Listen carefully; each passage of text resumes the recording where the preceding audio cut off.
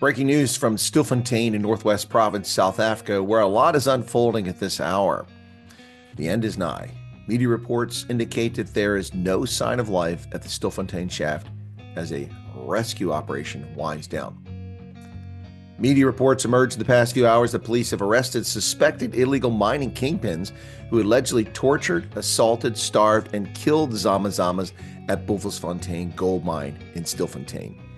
Yet the media, political parties, and NGOs are all attacking the police and the government for their operations as we discover that there were kingpins. Police spokesman Brigadier Athlenda Mate said that they were arrested between Monday and Wednesday of this week. Various allegations were made by some illegal miners who resurfaced. The kingpins were caught after resurfacing at Shaft 11 through a cage sourced from the Mine Rescue Services team. The kingpins are allegedly responsible for killing some illegal miners. They also deliberately kept away food from illegal miners.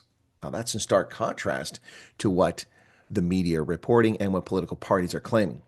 Now, if true, this supports the numerous allegations made by previously arrested Zamazamas who emerged from Buffelsfontein mine in December.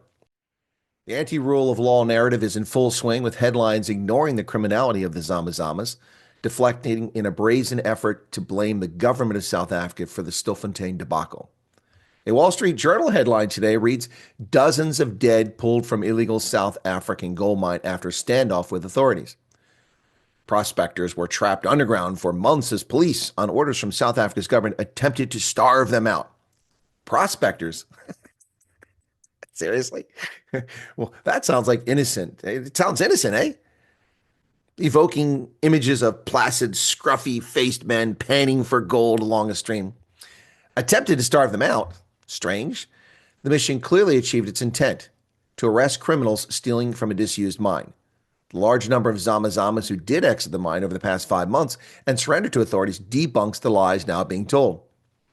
The Wall Street Journal's Alexandra Wexler, based in Joburg, said workers have rescued 246 miners alive since the beginning of a full-scale recovery operation on Monday this week. The survivors were charged with trespassing and other crimes and were either arrested or taken for medical treatment. Only further down in her Wall Street Journal article does she focus on the true story here.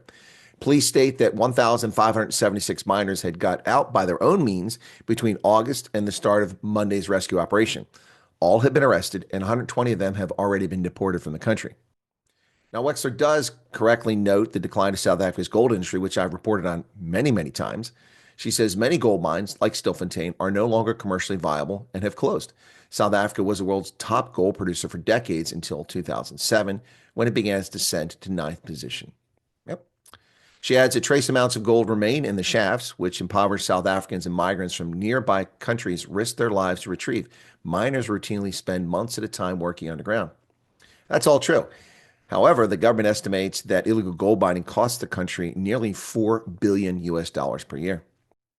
While the media go to lengths to get clicks with misleading clickbait titles, the blame game, an effort to extract political advantage, has already begun, mere hours after the mine was cleared. Headline reads, DA Good seek commission of inquiry into Stilfontein illegal mining disaster. The Democratic Alliance has written to President Cyril Ramaphosa to request a commission of inquiry into the ongoing disaster at Buffelsfontein gold mine in Stilfontein in Northwest after 78 bodies were retrieved and 246 Zamazamas were rescued from Shaft 11 and arrested this week. It's fascinating how the DA and Good party act as if this all began on Monday. It began in August. Yes? It is interesting. 5 months later, they are suddenly interested in parliamentary oversight. Now, the Good Party has made a call, along with the African Transformation Movement, for an investigation. Good Secretary General Brett Herron said it was astonishing that the situation dragged on for months and was only resolved because our government was taken to court and forced to prioritize life.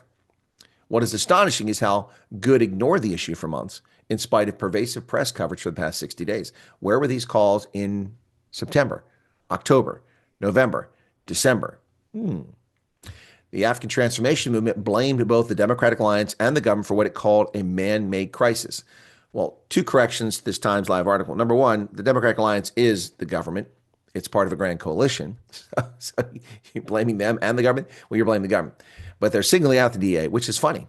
The ATM said the genesis of the problem was a consistent refusal to address porous borders, creating a conducive environment for criminal activity.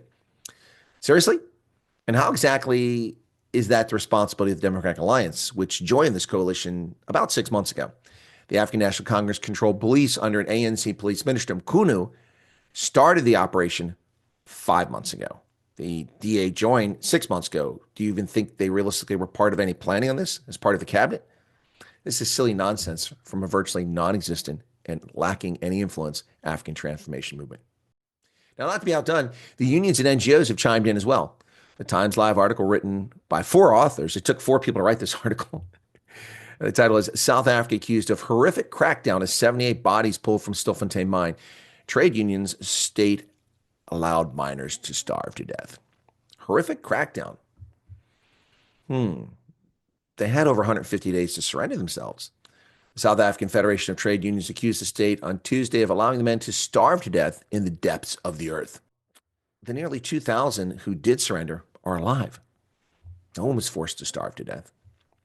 These miners, many of them undocumented and desperate workers from Mozambique and other southern African countries, were left to die in one of the most horrific displays of state willful negligence of recent history, according to the trade unions. Undocumented? Nope. Criminal alien invaders. Deport them now. They have no right, no privilege to be in South Africa. They violated South Africa's law by invading it.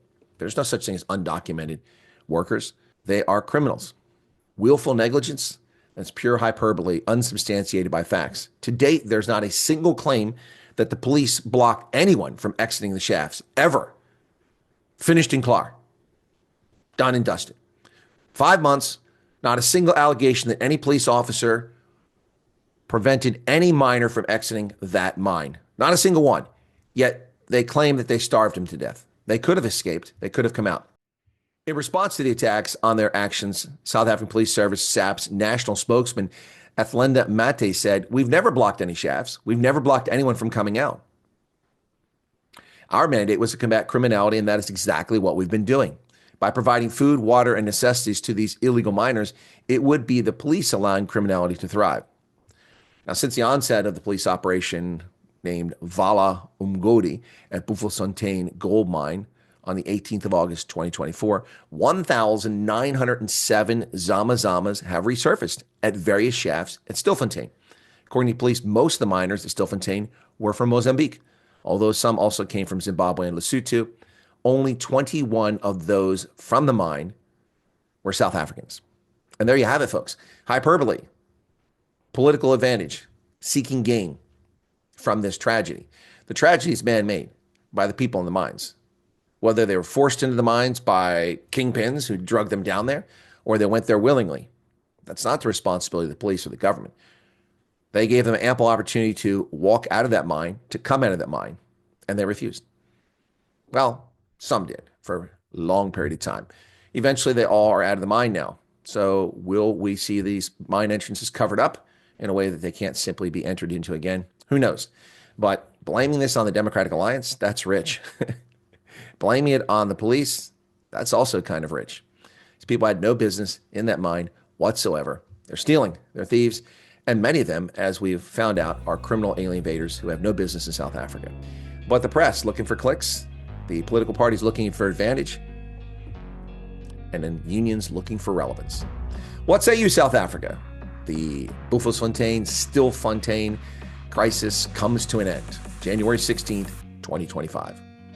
Cheers.